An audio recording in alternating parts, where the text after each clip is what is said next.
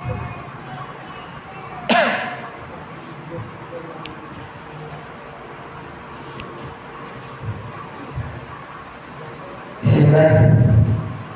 Assalamualaikum warahmatullahi wabarakatuh. Innal hamdalillah nahmaduhu wa nasta'inuhu wa nastaghfiruh wa na'udzu billahi min shururi anfusina wa min sayyiati a'malina. May yahdihillahu fala mudilla lahu wa may yudlil fala hadiya lahu. Asyhadu an la ilaha illallah wahdahu la syarika lahu wa asyhadu anna Muhammadan abduhu wa rasuluh la nabiyya ba'dahu.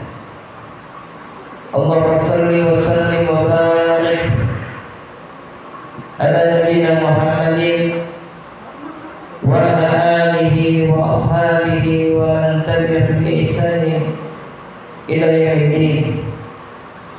Allahumma inna nas'aluka ilman nafi'an wa rizqan thayyiban wa amalan mutaqabbalan.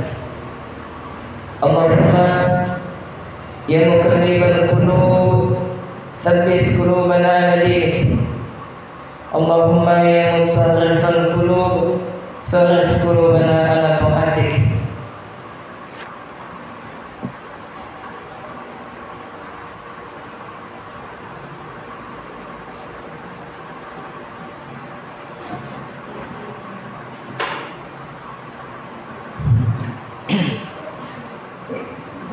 Alhamdulillah, segala puja dan puji syukur selalu senantiasa kita peruntukkan kepada Allah Jalla wa Ala,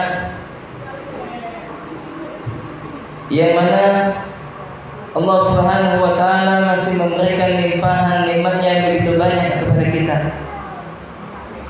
Semoga salam beriringan dengan salawat senantiasa tercurahkan kepada junjungan Nabi besar kita Muhammad bin Abdillah, kepada keluarganya, kepada sahabatnya, dan juga kepada umatnya yang senantiasa berusaha mengikuti jejak langkah beliau. Para akhwat rahimani rahimakumullah, pada kesempatan kali ini kita akan duduk sejenak menyampaikan untayan-untayan nasihat,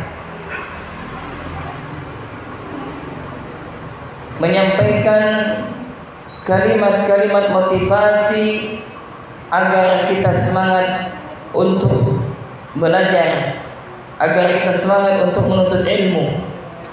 Kenapa? Karena kita hidup di zaman yang semangat sudah mati untuk menuntut ilmu. Kita hidup di satu zaman yang mana keinginan belajar ilmu syar'i semakin melemah dan hilangnya kemauan untuk belajar. Dan kita hidup di zaman banyaknya kebodohan. Maka mudah-mudahan dengan pada kesempatan kali ini, setelah kita pulang dari majelis ini, bisa memberikan motivasi kepada kita, bisa memberikan semangat kepada kita, yakni agar kita selalu menggunakan waktu kita di dalam ketaatan kepada Allah. Dan tak ada ketaatan yang paling utama kecuali ketaatan untuk menuntut ilmu. Maka para akhwat dan juga ummahat rahimani rahimakumullah, pada pertemuan kali ini yang biasanya kita mengkaji tentang ilmu pendidikan karakter nabawiyah, yang biasa kita mengkaji ilmu berkaitan tentang seputar adab dan akhlak, yang biasa kita mengkaji ilmu tentang tazkiyatun nufus, maka pada saat ini kita memberikan kajian khusus tentang motivasi agar kita bisa semangat untuk dalam menuntut ilmu. Maka para akhwat rahimakumullah, ketika kita melihat sejarah, kalau kita hendak membaca sejarah-sejarah perjalanan para ulama dalam menuntut ilmu, maka kita akan takjub bagaimana perjuangan mereka, bagaimana pengorbanan mereka, bagaimana semangatnya mereka untuk apa? Meraih ilmu. Sebut saja siapa di antaranya? Imam Ahmad bin Hanbal rahimahullah. Disebutkan bahwasanya Imam Ahmad bin Hanbal 2 kali pernah mengelilingi dunia pada zamannya. Dan kita tahu dia adalah seorang imam ahli sunnah, seorang ulama yang memiliki banyak pengikut dan banyak anak murid.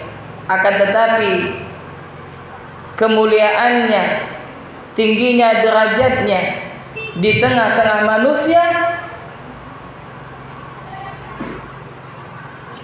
dengan itu tidaklah menghalangi dia untuk senantiasa menuntut ilmu. Berbeda dengan kita.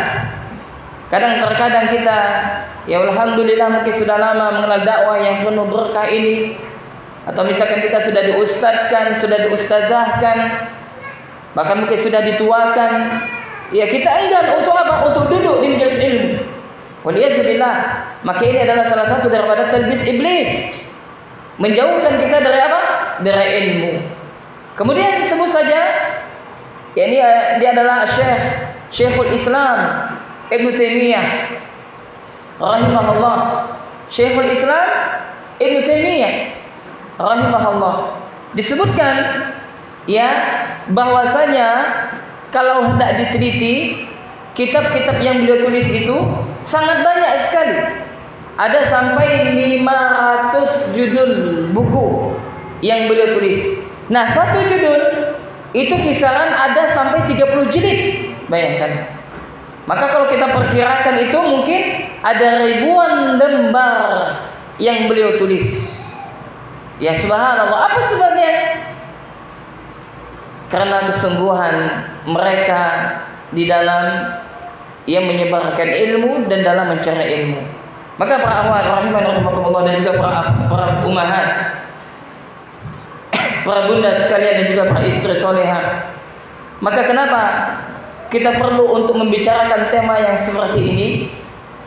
Karena alasan yang pertama, kita perlu mengingatkan kembali tentang seputar motivasi untuk belajar, motivasi untuk menuntut ilmu. Kenapa demikian? Karena kita hidup di zaman yang kebanyakan manusia mereka lari daripada majelis ilmu. Ya, maka para akhwat dan juga ummahat rahimakumullah, maka hendaknya kita bersyukur kepada Allah yang mana Allah Jalla wa Ala, yakni apa? Memberikan hidayah kepada kita, memberikan taufik kepada kita sehingga apa? Kita bisa meluangkan waktu kita untuk apa? Untuk ilmu. Sehingga dengan karunia Allah, dengan taufik Allah, dengan kasih sayang Allah, Allah Jalla wa Ala memberikan kemudahan bagi kita semuanya di tengah-tengah kesibukan kita yang ada untuk apa? Untuk meluangkan sejenak waktu dunia kita duduk di salah satu di antara taman-taman surga ini. Maka ini merupakan taufik dari Allah. Mudah-mudahan kita termasuk di antara apa yang Allah sebutkan dalam Al-Quran, dzalika fadlullahi yu'tihi man yasha. Ini adalah karunia Allah, ini adalah fadilah Allah, yang tidaklah Allah berikan fadilah ini, yang tidaklah Allah memberikan karunia ini kecuali kepada orang yang Allah kehendaki. Naam. Maka nasihat dan motivasi agar semangat dalam belajar, yang kami maksudkan di sini adalah belajar apa? Belajar ilmu din. Belajar ilmu din. yakni belajar agama. Ya, kenapa? Karena bagi seorang muslim, baik laki-laki ataukah muslimah, hukum mereka belajar adalah wajib. Sebagaimana disebutkan oleh Nabi yang mulia, Allahumma salli wa sallim alaihi. Nabi bersabda, talabul ilmi fariidatun ala kulli muslim. Menuntut ilmu wajib bagi siapa? Bagi setiap muslim. Yang menuntut ilmu wajib bagi setiap muslim. Ilmu apa? Maka Al-Imam Burhanul Islam, Al-Imam Az-Zarnuji rahimahullah dalam kitabnya Ta'lim Al-Muta'allim belum menjelaskan ilmu apa yang diwajibkan bagi setiap hamba. Beliau menyebutkan adalah ilmu hal. Ilmu apa? Ilmu hal. Apa itu ilmu hal? Ilmu hal adalah ilmu yang mana kita menghadapi sesuatu kondisi yang mana kondisi tersebut kita hadapi. Ya, ilmu hal adalah ilmu di mana kita melakoni sesuatu kondisi sehingga membuat kita, mengharuskan kita untuk mempelajari ilmu tersebut. Apa contohnya? Ya, saya sebutkan contohnya apa? Misalkan adalah ilmu tentang seputar sholat. Ya, maka bagi setiap muslim, baik laki-laki maupun muslimah, baik wanita, mereka wajib untuk apa? Mempelajari ilmu tentang seputar sholat. Kenapa wajib? Karena sholat adalah kondisi yang harus dia laksanakan. Ya, karena sholat adalah sesuatu yang apa namanya, yang harus dia laksanakan dan bahkan hukumnya adalah wajib. Kenapa? Karena sholat merupakan arkanul Islam. Maka barang siapa yang mereka tak menegakkan sholat, barang siapa yang mereka tak melaksanakan sholat, maka sejatinya bangunan Islam telah runtuh, ya, atau telah hilang tiang tersebut, maka Islamnya, bangunan Islamnya akan roboh. Sebagaimana Anda membuat rumah, ketika tak ada tiangnya, maka rumah itu akan roboh. Demikianlah sholat dalam Islam. Ya, maka wajib bagi kita apa? Mempelajari apa? Tentang seputar sholat. Ya, kemudian apa lagi? Wajib juga bagi kita apa? Mempelajari tentang toharah, tentang bersuci. Kenapa? Karena sholat itu tidak akan sah kecuali dalam keadaan bersuci. Bagaimana cara bersuci yang benar? Bagaimana cara wudhu yang benar? Bagaimana menghilangkan hadas besar? Bagaimana menghilangkan hadas kecil? Maka semua itu telah dituliskan oleh para ulama kita dalam kitab-kitab mereka yang bertajuk tentang masalah fikih. Nah, ini adalah ilmu hal, ilmu yang berkaitan dengan kondisi kita, maka wajib bagi kita untuk mempelajarinya. Ya, maka para akhwat dan juga para ummahat rahimani rahimakumullah, motivasi dan semangat dalam belajar yang kami maksudkan di sini adalah belajar dalam menuntut ilmu din, ilmu agama. Maka akan kami sebutkan poin-poin, ya, agar apa? Agar kita bisa semangat dalam belajar, dalam menuntut ilmu, ya, dalam belajar, dalam menuntut ilmu. Kenapa? Karena sejatinya kita sangat butuh kepada ilmu, ya, melebihi kebutuhan kita terhadap makan dan minum. Nah, maka para akhwat dan juga ummahat rahimani rahimakumullah, dan kepada siapapun Anda yang sedang menyaksikan kajian kami via online pada kesempatan kali ini, maka ketika kita membicarakan tentang seputar motivasi dan nasihat dalam semangat menuntut ilmu, maka para ulama kita, mereka telah membuat sebuah kitab yang membicarakan tentang masalah kiat-kiat agar kita semangat dalam menuntut ilmu. Kenapa kita perlu mempelajari kiat-kiat agar semangat dalam belajar? Kenapa kita harus mempelajari kiat-kiat agar semangat dalam menuntut ilmu? Karena tadi alasannya yang pertama kami sebutkan apa? Bahwasanya kita hidup di zaman manusia kebanyakan di antara mereka berpaling daripada ilmu. Itu yang pertama. Kemudian yang kedua, bahwasanya kita manusia terkadang apa? Memiliki sifat malas. Ya, sifat futur. Dan akan ada masanya, dan akan ada satu masa kita akan bertemu yang namanya futur. Apa itu futur?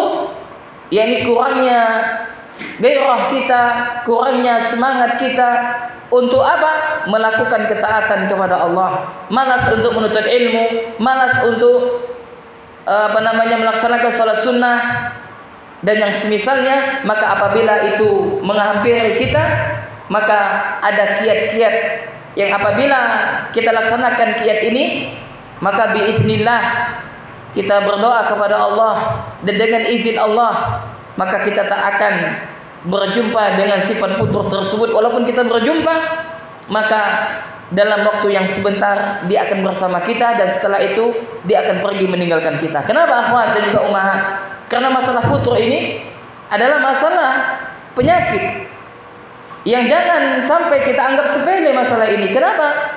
Karena betapa banyak orang yang dulunya mereka mendapatkan nikmat hidayah, yang dulunya mereka pernah datang ke majelis-majelis ilmu, akan tetapi kini tak lagi kelihatan mereka. Apa sebabnya? Karena salah satu sebabnya adalah karena futur melanda bagi hati-hati mereka. Waliyazubillah.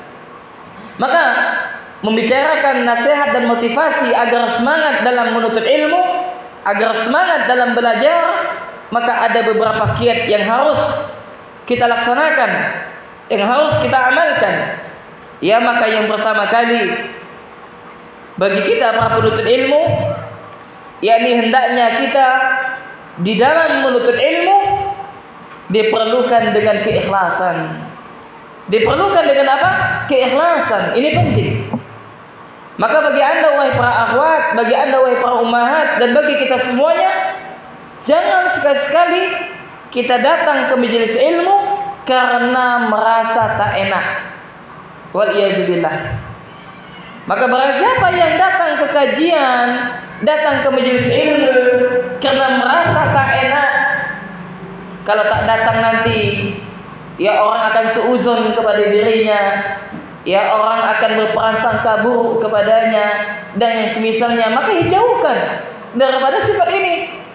Kenapa? Kalau anda datang ke pengajian lantas niat anda bukan karena Allah, karena merasa tak nyaman tadi, maka ketahuilah anda tidak sedang dalam keadaan ikhlas di dalam menuntut ilmu tersebut. Padahal di dalam menuntut ilmu kita diperintahkan untuk ikhlas. Ya, untuk ikhlas. Kenapa? Karena menuntut ilmu adalah ibadah. Dan ibadah itu tak akan Allah terima kecuali dengan ikhlas. Dan hal ini kami sampaikan pada kajian kita setiap pagi ba'da salat subuh daripada kitab Taman Orang-orang Soleh atau yang disebut dengan Riyadhus Shalihin, buah karya daripada Imam An-Nawawi rahimahullahu taala. Maka ketika kita melihat para ulama salaf, mereka semangat dalam menuntut ilmu, mereka semangat dalam mengajarkan ilmu, mereka semangat dalam menulis ilmu. Apa sebabnya? Karena keikhlasan yang ada pada diri mereka, keikhlasan. Ya. Dan Allah Subhanahu wa taala memerintahkan kepada kita untuk apa? Untuk ikhlas di dalam beramal. Sebagaimana firman Allah, "Wa ma umiru illa liya'budullaha mukhlishina lahud-din." Dan tidaklah mereka diperintahkan kecuali untuk mengikhlaskan peribadatan hanya kepada Allah. Kemudian Nabi bersabda, "Innamal a'malu binniyat wa innamal likulli imrin ma nawa."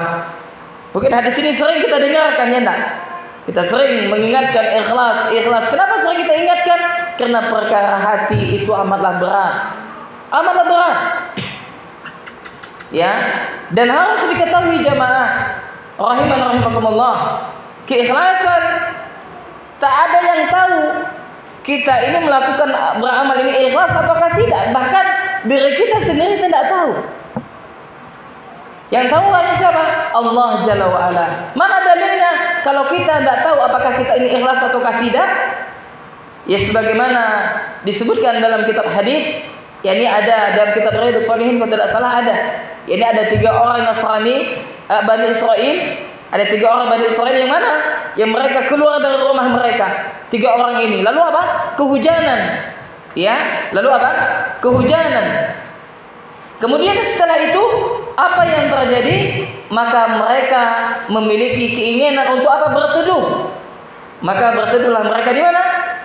Di dalam gua. Maka ketika mereka sedang berteduh di dalam gua tersebut, maka ada batu yang besar yang menutup pintu gua tersebut. Maka kalau seandainya mereka tak keluar, mereka akan mati semuanya. Maka salah satu di antara ketiga orang ini mengatakan apa? Cobalah kita bertawasul kepada Allah. Kita bertawasul kepada Allah. Yakni apa? Kita berdoa kepada Allah dengan amal soleh kita. Siapa tahu Allah membantu kita, Allah menolong kita dengan sebab amal soleh yang kita lakukan. Akhirnya apa? Mereka sepakat. Baiklah. Maka yang pertama apa? Berdoa. Apa doanya?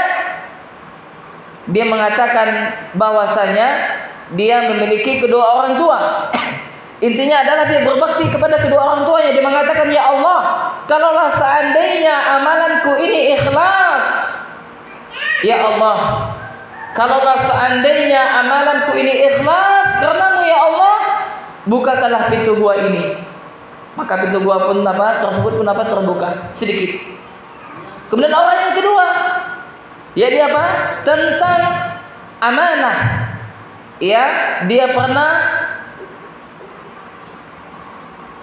memiliki seorang karyawan, lalu karyawan itu pulang sebelum mengambil gajinya, maka orang ini mengolah gaji karyawannya ini dengan apa? Dengan memelihara domba atau yang semisalnya, dan akhirnya domba tersebut menjadi banyak sekali. Dan akhirnya orangnya ini, karyawannya ini datang kepada tuannya untuk apa? Mengambil gajinya tersebut. Maka dia bilang bahwasanya semua hewan ternak yang ada di lembah ini adalah milikmu. Maka dia mengatakan, ya Rabb, kalaulah seandainya aku lakukan ini ikhlas karenamu ya Allah, bukakanlah pintu gua tersebut. Ya, maka pintu gua tersebut apa? Buka sedikit. Maka orang yang ketiga yang mengatakan sama. Ya, ini apa? Dia meninggalkan sesuatu karena takut kepada Allah Subhanahu wa taala. Ya, ini apa? Dia memiliki seorang saudari yang mana saudarinya ini memerlukan bantuan dia, dan dia mengatakan kepada saudarinya bahwasanya dia tidak akan membantu saudarinya kecuali harus memiliki syarat. Apa syaratnya? Saudarinya tersebut menyerahkan kehormatannya kepada dirinya. Akhirnya hari itu pun ditunggu, dan bertemulah mereka berdua di satu tempat yang tak ada kecuali mereka berdua, dan yang ketiganya adalah Allah Jalla wa'ala. Maka ketika pemuda tadi berada di atas daripada saudaranya tersebut dan tak ada penghalang di antara keduanya kecuali rasa takut dia kepada Allah, maka saudaranya mengatakan, wahai saudaraku, ittaqillah.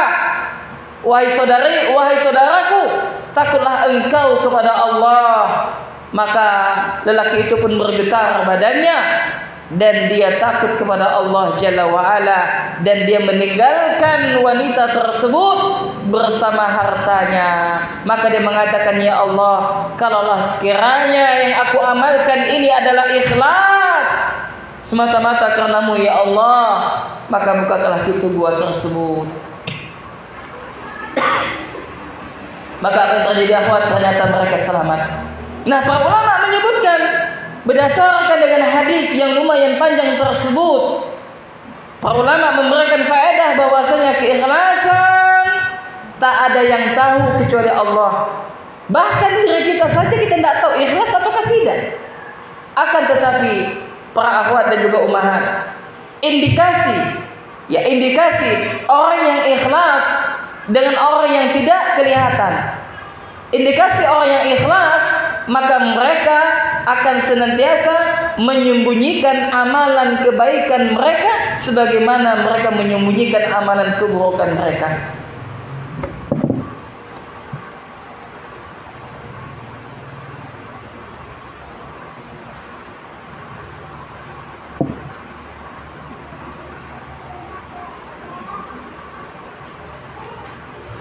Maka indikasi orang yang ikhlas adalah apa tadi?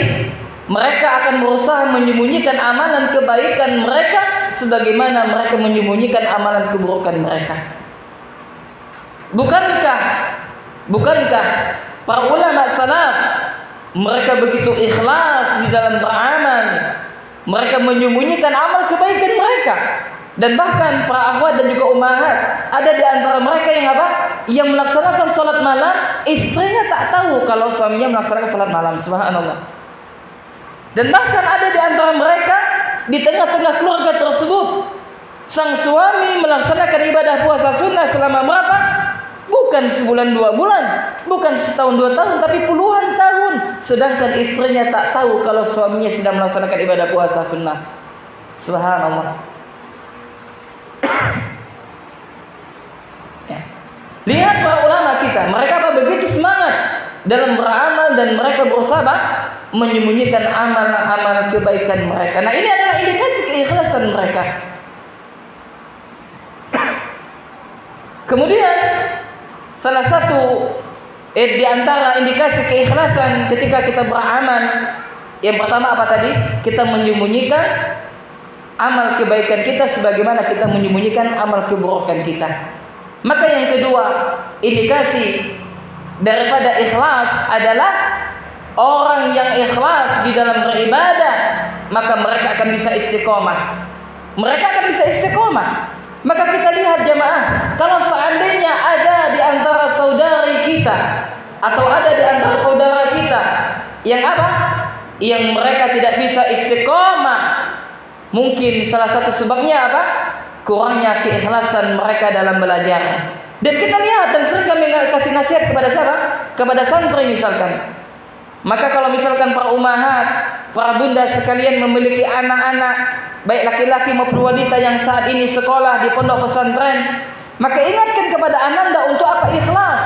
Kenapa? Karena dengan keikhlasan mereka akan memberikan keberkahan ilmu mereka. Yakni apa? Mereka akan bisa istiqomah melakukan ketaatan di dalam pondok pesantren ataukah nanti ketika liburan pulang ke rumah. Kita lihat banyak di antara para santri, tapi tidak semua, ketika di pondok pesantren semangat melakukan ketaatan kepada Allah, bahkan tak pernah meninggalkan salat berjamaah, akan tetapi ketika pulang, ya mereka seakan-akan tak pernah menjadi santri. Waliyadzubillah. Apa sebabnya? Mungkin salah satu sebabnya adalah kurangnya keikhlasan mereka dalam belajar. Dan ini pengaruh bagi siapa? Bagi orang tua. Hartanya dari mana dia berikan anaknya tersebut? Apakah dari harta yang halal ataukah sebaliknya? Atau apakah orang tua tersebut sudah ikhlas ya di dalam memberikan nafkah kepada anak-anaknya atau di dalam mendidik anak-anak mereka? Dan ini juga terpengaruh bagi proses belajar bagi anak di dalam pondok pesantren tersebut. Nah, maka kita bisa mengukur diri kita. Kalau seandainya kita sering malas-malasan untuk beramal, sedangkan kita sudah tahu ilmunya, kita malas-malasan untuk melaksanakan sholat sunnah, padahal kita sudah tahu keutamaannya. Kita malas untuk melakukan amalan-amalan ketaatan, sedangkan kita sudah tahu keutamaannya. Mungkin sebabnya adalah kurangnya keikhlasan kita dalam menuntut ilmu. Maka penting bagi kita jemaah untuk apa? Ikhlas di dalam menuntut ilmu tersebut. Maka nasihat dan motivasi agar semangat dalam belajar yang pertama adalah ikhlas, keikhlasan, ya. Dan ikhlas ini para akhwat dan juga ummahat rahiman rahimakumullah, ikhlas ini letaknya di hati. Ya, keikhlasan niat letaknya di hati. Maka hendaknya seseorang muslimah atau para akhwat dan juga ummahat untuk senantiasa muhasabah diri mereka. Apakah selama ini mereka telah ikhlas di dalam hijrahnya? Apakah mereka selama ini telah ikhlas di dalam menutup auratnya? Apakah mereka saat ini ikhlas menjadi seorang ibu atau yang semisalnya? Maka terus muhasabah. Kenapa? Dengan keikhlasan inilah kelak yang akan membantu kita seberat apapun masalah, maka akan terasa ringan. Ya, dengan apa? Dengan keikhlasan yang kita lakukan tersebut. Naam. Kemudian para akhwat dan juga ummahat rahiman rahimakumullah. Kemudian nasihat dan motivasi agar semangat dalam belajar yang kedua adalah kita harus mengetahui apa? Keutamaan menuntut ilmu. Keutamaan menuntut ilmu. Nanti akan kami sebutkan yakni beberapa kiat-kiat agar semangat dalam belajar, dan tentunya kita mengkaji berseri nanti ya, karena kita yang mempelajari kitab daripada program sedekah kitab yang kita adakan ya, maka biar amal yang menginfakkan hartanya bermanfaat, maka kita pelajari bersama, kita amalkan dan kita baca ya. Naam. Kemudian nasihat dan motivasi agar semangat dalam belajar yang kedua yang harus diketahui oleh setiap muslimah dan juga para akhwat dan juga para bunda serta para istri dan kita semuanya, yakni apa? Kita mengetahui keutamaan dan kemuliaan ilmu. Mengetahui apa? Keutamaan dan kemuliaan ilmu. Ya. Mengetahui apa? Keutamaan dan kemuliaan ilmu. Kenapa harus kita ketahui? Karena ketika kita belajar, ketika kita menuntut ilmu, supaya kita bertambah semangat apa yang kita lakukan saat ini, maka hendaknya kita mengetahui keutamaan dan kemuliaan ilmu yang sedang kita pelajari saat ini. Maka para akhwat dan juga ummahat rahiman rahimakumullah, perhatikan apa yang Anda lakukan saat ini, apa yang saya dan Anda lakukan saat ini, yang kita duduk di musola Al-Barakah ini. Apa yang kita lakukan? Yang kita lakukan adalah suatu ketaatan yang paling utama. Kita sedang melakukan ibadah kepada Allah. Kenapa? Karena menuntut ilmu adalah suatu hal ibadah. Ada sesuatu hal ibadah. Ya, dan menuntut ilmu adalah ibadah yang paling utama di antara ibadah-ibadah yang lainnya. Kenapa? Karena ibadah seseorang tidak akan benar kecuali dengan ilmu. Ibadah seseorang tidak akan benar kecuali dengan apa? Dengan ilmu. Dan sedangkan Allah Jalla wa'ala banyak sekali memuji orang-orang yang berilmu dan mengamalkan ilmunya, baik di dalam kitabnya dan Al-Quran maupun melalui lisan Nabi yang mulia sallallahu alaihi wasallam. Naam. Dan kalau kita membicarakan keutamaan ilmu dan kemuliaan ilmu sangat banyak sekali jemaah. Maka mudah-mudahan dengan kita mengetahui sedikit daripada apa? Keutamaan ilmu, memberikan motivasi kepada kita untuk apa? Senantiasa untuk menuntut ilmu kapanpun, dimanapun, dalam kondisi apapun. Apa keutamaan dan kemuliaan ilmu yang pertama? Keutamaan ilmu yang pertama adalah bahwasanya tidak ada sesuatu yang Allah perintahkan kepada nabinya, kepada rasulnya untuk ditambahkan kecuali ilmu. Paham ya? Nah, saya ulangi. Keutamaan yang pertama adalah tidak ada sesuatu perkara yang Allah perintahkan kepada rasulnya agar ditambahkan kepadanya kecuali ilmu. Maka ilmu adalah sesuatu hal yang Allah perintahkan kepada Rasul untuk ditambahkan ilmunya. Di dalam Al-Quran surah At-Taha ayat 114, Allah Subhanahu wa taala berfirman, "Qul Rabbi zidni ilma." Katakanlah Muhammad, wahai Rabbku, tambahkanlah ilmu kepadaku. Subhanallah jemaah. Lihat, Allah memerintahkan nabinya yang mulia untuk apa? Ditambahkan ilmu, bukan ditambahkan usianya, bukan ditambahkan hartanya, bukan ditambahkan anaknya. Lah, tidak. Akan tetapi apa? Ditambahkan ilmu. Nah, para ulama menunjukkan para ulama menyampaikan bahwasanya ilmu itu memiliki keutamaan. Nah, salah satu keutamaan ilmu adalah apa? Yakni Allah Jalla wa'ala memerintahkan kepada Rasul untuk ditambahkan ilmu kepadanya. Keutamaan yang kedua, bahwasanya ilmu adalah pewaris para nabi. Ilmu adalah harta warisan para nabi.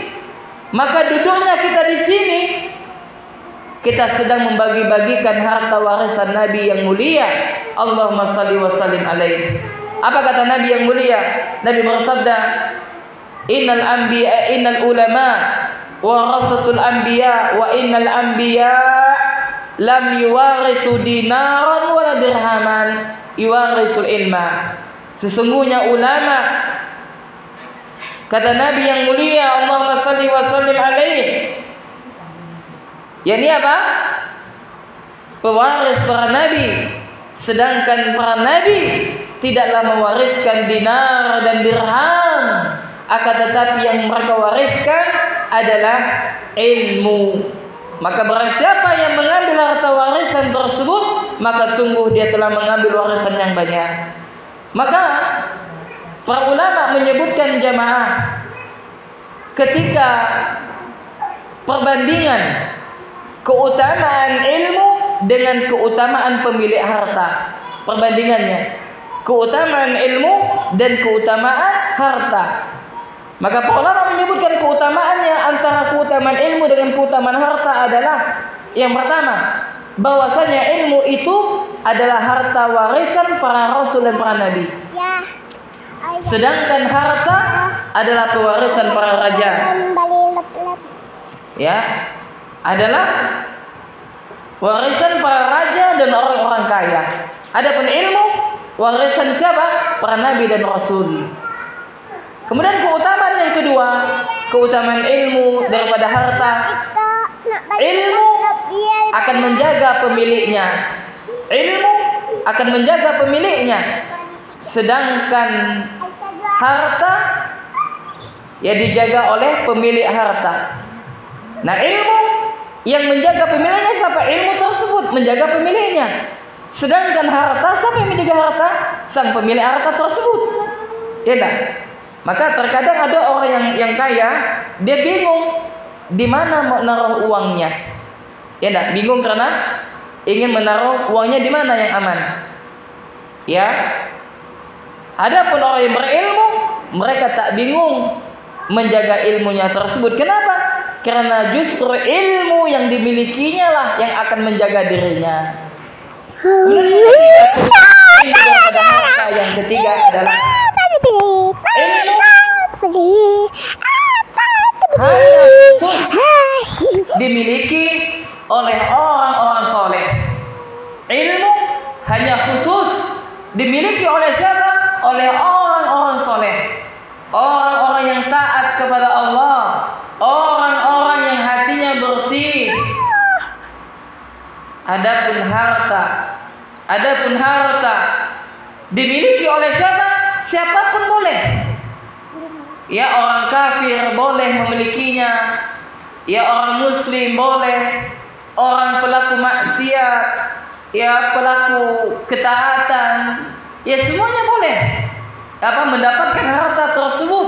Akan tetapi ilmu tidak semua orang boleh untuk mendapatinya. Hanya orang-orang tertentu. Nah, kemudian keutamaan ilmu daripada harta yang keberapa? Ketiga atau keempat? Yang keempat, bahwasanya ilmu semakin dikeluarkan, semakin diajarkan, semakin dikeluarkan, semakin diajarkan, maka ilmu tersebut bertambah banyak. Dengan semakin kita keluarkan, kita ajarkan kepada kaum muslimin, maka kita akan semakin banyak mendapatkan ilmu. Minimal apa? Kita semakin kuat hafalan kita semakin faham dengan ilmu yang kita miliki. Adapun harta semakin banyak dikeluarkan harta tersebut, maka dia akan habis. Semakin banyak dikeluarkan harta tersebut, semakin sering dikeluarkan harta tersebut, maka dia akan habis. Maka bagi Anda yang Allah berikan harta yang banyak, sebanyak apapun harta yang Anda tumpukan, maka dia kelak akan habis ketika Anda belanjakan.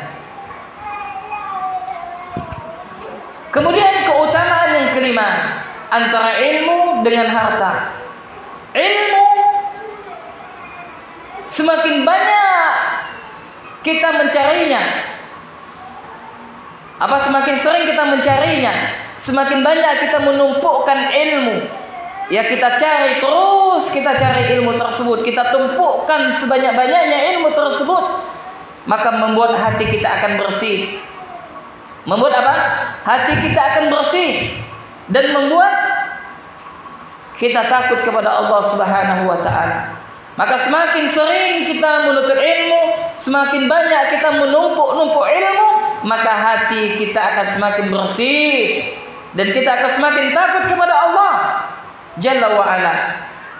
Adapun harta jamaah, semakin sering kita mencari harta, semakin sering kita menumpuk harta kita, hati kita akan kotor.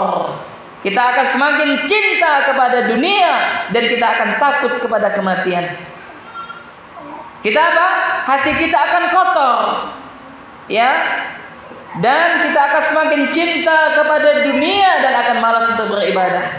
Kecuali harta tersebut dipegang oleh tangan orang-orang yang bertakwa. Naam. Dan masih banyak lagi keutamaan ilmu dengan harta, dan kita cukupkan hanya 5 saja. Kemudian para akhwat dan juga ummahat rahimani rahimakumullah, keutamaan ilmu selanjutnya yang harus kita pahami, harus kita ketahui, bahwasanya ilmu dan orang-orang yang berilmu serta orang yang mempelajarinya, maka mereka tak mendapatkan laknat dari Allah Subhanahu wa taala. Adapun selain daripada itu, maka mereka dilaknat oleh Allah. Apa kata Nabi yang mulia? Ad-dunya mal'unatun. Dunia ini terlaknat, kata Nabi, tercela. Apa-apa yang ada di dalamnya. Mal'unun ma fiha. Dan dilaknat pula apa-apa yang ada di dalamnya. Illa, kecuali ada 3 yang tak dilaknat oleh Allah. Apa yang pertama? Illa dzikrullah, kecuali orang yang berzikir kepada Allah, wa mawalahu, ya, dan orang yang melakukan ketaatan kepadanya. Dan yang ketiga adalah au aliman au muta'alliman, ya, atau yang ketiga adalah orang yang alim, orang yang berilmu, dan orang yang mempelajari ilmu. Maka ketiga golongan ini jamaah, maka mereka tidak mendapatkan laknat daripada Allah Subhanahu wa taala. Kenapa? Karena dunia ini adalah terlaknat. Maksudnya apa? Allah jauhkan daripada rahmat dan kasih sayang Allah. Kalau seandainya dunia ini ada berharga nilainya di sisi Allah, walaupun separuh seperti sebelah sayap nyamuk berharganya dunia ini. Kalau seandainya dunia ini berharga di sisi Allah seperti separuh daripada sayap nyamuk, maka niscaya orang kafir tak akan Allah berikan kenikmatan walaupun dengan seteguk air minum. Ya. Nyatanya apa? Orang kafir malah Allah Subhanahu wa taala berikan harta yang berlimpah. Itu adalah bentuk istidraj. yakni apa? Allah sengaja mengulur-ngulur biar mereka merasakan azab yang begitu pedih kepada mereka, waliyadzubillah. Naam. Demikianlah yang dapat kami sampaikan ya daripada nasihat dan motivasi agar semangat dalam belajar, dan kita bersampaikan dua kiat atau dua nasihat atau dua motivasi agar kita semangat dalam menuntut ilmu, agar kita semangat dalam meraihnya, dan hal terpenting adalah kita amalkan ilmu tersebut. Demikian yang saya sampaikan para akhwat dan juga ummahat. Kurang lebihnya saya mohon maaf. Yang benar datangnya dari Allah Subhanahu wa taala, yang salah dari saya dan dari syaitan. Kita cukupkan sampai di sini. Subhanakallahumma wa bihamdika, asyhadu an la ilaha illa anta, astaghfiruka wa atubu ilaik. Assalamualaikum warahmatullahi wabarakatuh. Assalamualaikum warahmatullahi wabarakatuh. Hari ini kita belajar. Oke. Dari pertama